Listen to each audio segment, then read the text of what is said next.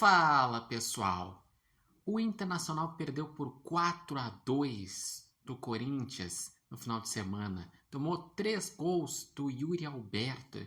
E o Internacional chega num momento preocupante para o confronto com o Atlético Nacional, que vai ser o jogo do ano. Isto porque o Internacional contra o Atlético Nacional vai ou encaminhar a vaga para a próxima fase, ou seguir na situação que está, ou vai para o desespero para as últimas 2 rodadas. E é preocupante porque o Internacional, até as 2 primeiras rodadas do Brasileirão e as 2 primeiras rodadas da Libertadores, vivia o seu ápice. Era o campeão gaúcho, tinha começado bem no Brasileirão, liderando o Brasileirão após a segunda rodada e com futebol convincente.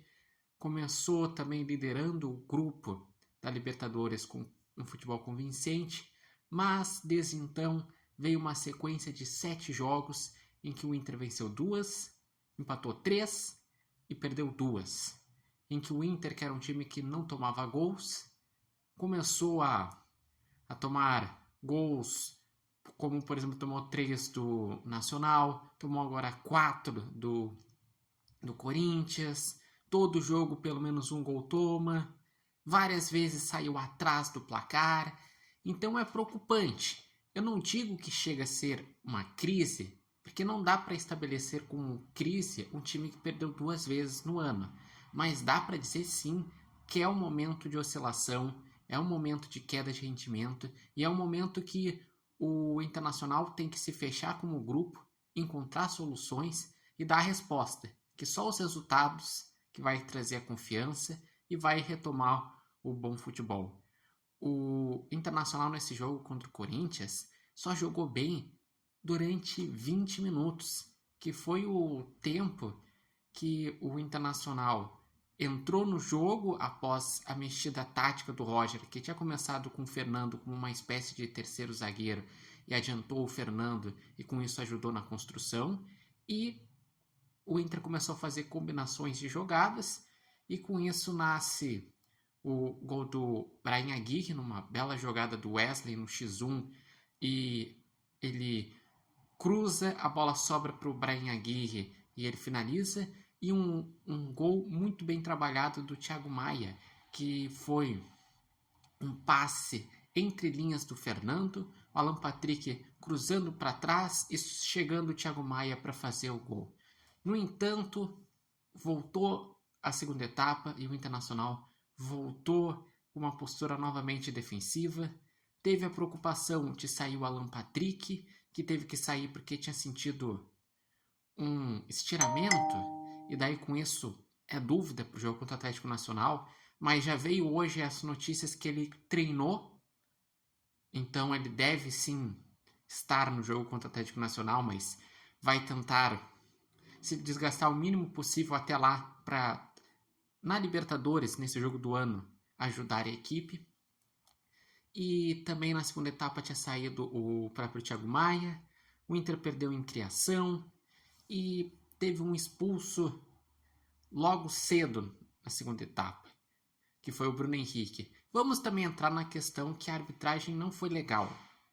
Acertou em anular 2 gols do Corinthians, mas o lance do Bruno Henrique, o segundo amarelo, é discutível. Na minha opinião, eu não daria o segundo amarelo. E tem um lance sobre uma penalidade no primeiro tempo que é discutível.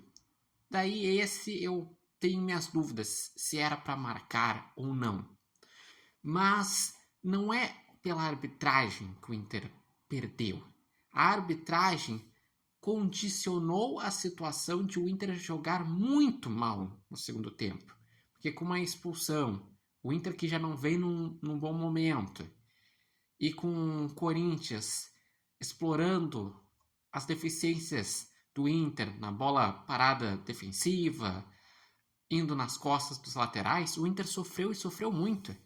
Tanto é que teve 5 gols do Corinthians na segunda etapa, só que 2 não valeram. O Yuri Alberto fez 3 gols e o outro anulado. O Corinthians, fora essas chances que geraram em gols ou gols anulados, ainda teve bola na trave, criou e criou. Olha os números: 22 finalizações do Corinthians contra 8 do Inter, 9 na direção do gol contra 4 do Inter. O Corinthians com muito mais posse de bola. Ou seja, o Internacional ele precisa entender por que está tendo essa queda de rendimento.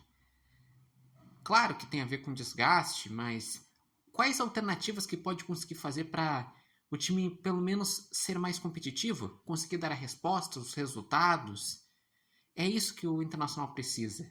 Porque a gente sabe que o Carboneiro deve retornar contra o Atlético Nacional, mas provavelmente não o jogo inteiro. E o Inter estava jogando melhor quando tinha 2 pontas incisivos. Mas tem o além disso. Tem a questão dos atacantes não fazerem os gols. Tanto é que o Valência, que foi herói no Gauchão, um mês depois já está sendo criticado pelas suas atuações. O Borré estava sendo criticado, fez um gol contra o Juventude e se lesionou. O Tabata voltou, é interessante para a dinâmica do time, mas não está fazendo gol.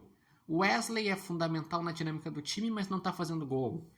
Enfim, o Inter tem que encontrar alternativas para ser mais sólido, para ser mais efetivo lá na frente, para daí sim vencer essa maratona, que vai ter 2 jogos na Libertadores que precisa pelo menos fazer 4 pontos contra Atlético Nacional e Nacional, e no Brasileirão também tem que buscar ficar lá na frente, né?